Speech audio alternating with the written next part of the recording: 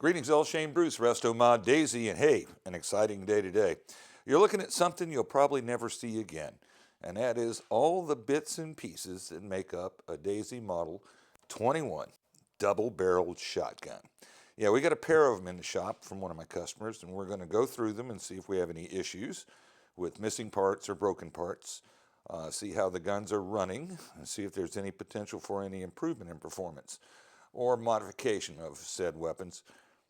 To make them a little more pleasurable to shoot. Scoot around over here and get your spot where you want to be.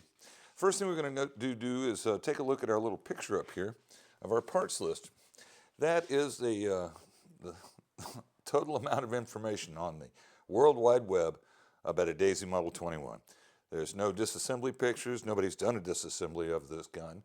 So hopefully this first one here will be one that lasts, and folks that have these rare and unique Daisy 25s or Daisy 21s and Daisy 104s will be able to service their weapons, or at least understand how they work and what's going on with them. What we've got on the table today, let's get over here and get a shot of the old roll stamp, is a Daisy Model 21. And now this is a gun that Daisy built out of Rogers, Arkansas, and it was produced from 1967 to 1969, and about 71,000 units got made. Unit retailed new. Well, let's get over here in the light. That seems like it's not getting focused. There we go. Retailed new at around $23.95. Currently on eBay, there's a couple of them. One's available for $2,400, and one sold last month for about $2,100. So, you know, a little bit of escalation in price, but don't worry about that, guys and gals, because there's no inflation in the country. All right, what made this gun unique is it is in fact a copy of a Winchester style shotgun that was popular back in the day, and it is a double barrel. Now you can't fire both barrels at the same time, but you can fire them sequentially. The basic unit is a receiver, which has two compression chambers, two plunger assemblies, and two shot tubes. Because there's two of these shot tubes that are installed in the gun, every time you go to cock the gun, you're cocking it twice, and that makes this gun rather hard to cock. I've read in my search on the internet when I was looking into this piece that most people estimated it takes about 50 foot-pounds to actually cock one of these weapons. Now, why is that important? Well, it induces wear. One of the main problems with these guns are buttstocks.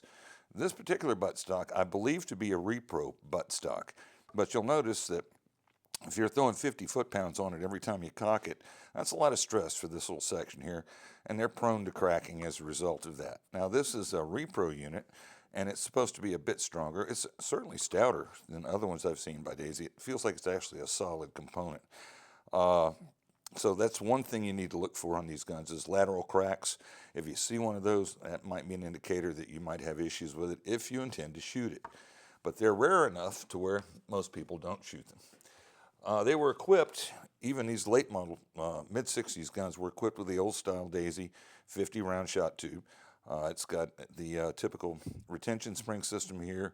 It's got an interrupted thread on the base of the shot tube so that you can mount it and dismount it. And of course it's got this little spring here that leads up to this direction. You flip it over and you load your BBs in there, and it'll hold 50 BBs per tube. So this gun in one charge could handle up to 100 BBs, which means you'd have to break it or breach it 50 times to load it. And given the compressive strength of the springs, that would probably be a bit disturbing. Now, here's the funky thing about the gun. It's got a integrated receiver, but it's got this little secondary receiver on the back that holds all the internal stuff that makes the gun work. This little latch here is designed to allow the gun to open and then lock back in place when you clamp it up so that you can fire the weapon and then swing the arm over, break the action down, load it again, bring it back up and fire it. So that component is a permanent part. You'll notice here on the inside of the receiver that it's just bradded in place. Let's see if we can get that where we can see it. It slips back and forth. And its main function in life is to move this little lever here from this position to that position to allow the gun to lock. So it would sit in here like so. When you breach the gun, a little spring pushes it out. When you snap the gun back down, this comes up and hooks a section of the receiver so that the gun stays closed while you're shooting it. Of course, it's got 2 trigger assemblies. Each one of the trigger assemblies is, there's a left trigger and a right trigger. The right trigger is referring to the right side of the receiver. It's the furthest one back. This is the left trigger, and it's the one directly in front. Each of them has a sear assembly with a spring, and this is the safety element. That actually goes in the gun and provides, you have to take the gun off safe to fire it, so you have to push this forward after you've loaded the gun, and it's ready to shoot. And once it's loaded, once the safety is pushed forward, a little window opens up, and you can see this red flash on the trigger. That'll show up right in here, and you'll know that the gun is ready to fire because you can see that orange flash that says ready to fire. When the safety is engaged, you can't see that. So a manual safety, that was prior to the mandatory introduction of manual safety on daisies. Now, it's kind of unusual because it has 2 plunger assemblies, so when you cock the gun, both of these springs get pulled back just like a regular daisy. It compresses the mainspring, and man, these are stiff, and it does that against this little bar that sits in the base of the receiver. So that's what's actually the spring anchor in this design, and it would work on both barrels simultaneously.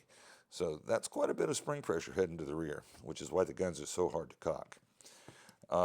The plunger assemblies are pretty similar to any other daisy you'd want to look at, with the exception that instead of a standard spring anchor like a Red Ryder, what you have are these Model 25-esque compression cups, a little piece of steel that wraps around the plunger assembly, and that is what actually bears on the spring when the gun is cocked and the pistons are pulled to the rear.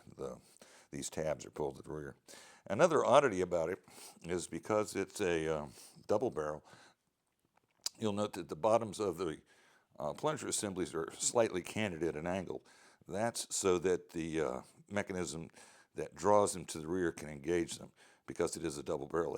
That would evidently have been too close. The engineers decided to offset that. That's unique. I hadn't seen one of those before. And this is the little drawbar that is used to hook in between these, like this, and pull them to the rear when you arm the gun. I'll let you fiddle around with this some more there. There we go. It looks like so. Not quite so bad. Hard to do two-handed. Anyway, it pulls them both to the rear when the gun is armed. And this little hook here will clip through this bolt up here so that it can be armed. Excuse me, not that one. This one here, the cocking link. Now, the cocking link is something we need to look at a little more closely, because this does not have a bolt head, screw head, or anything on either side. What it's got is a terrible system, I believe. This has a small cut in the end of the bolt. See if we can get that where you can see it. See that little divot there at the end? Looks like it's just a little bit inset. That holds this in place by utilizing this circlip. Anyway, this little piece of steel right there is what's holding the whole thing together. Not the safest thing in my mind, but that's how it's designed. So if you ever go to take one of these apart, you're going to have to remove this pin so that you can get this out of the way. And if you remove this pin, you got to remove that. And if you remove that, you can't lose it. I guarantee you, you will not find a replacement part. That would be a showstopper. Okay, so that basically covers the how the gun runs. Getting it together and getting it apart, a different kind of process. When the gun's assembled, this piece will be parked up here, like so, and that'll sit in there like so, close to that anyway. And taking apart a Model 21 is just like taking apart a Red Ryder. Because it's a spring-powered weapon up here, you got to take everything out from the back so that these piston assemblies can slide out the back. You can do whatever you're going to do to them and then slide them back in. So you have to start from the rear.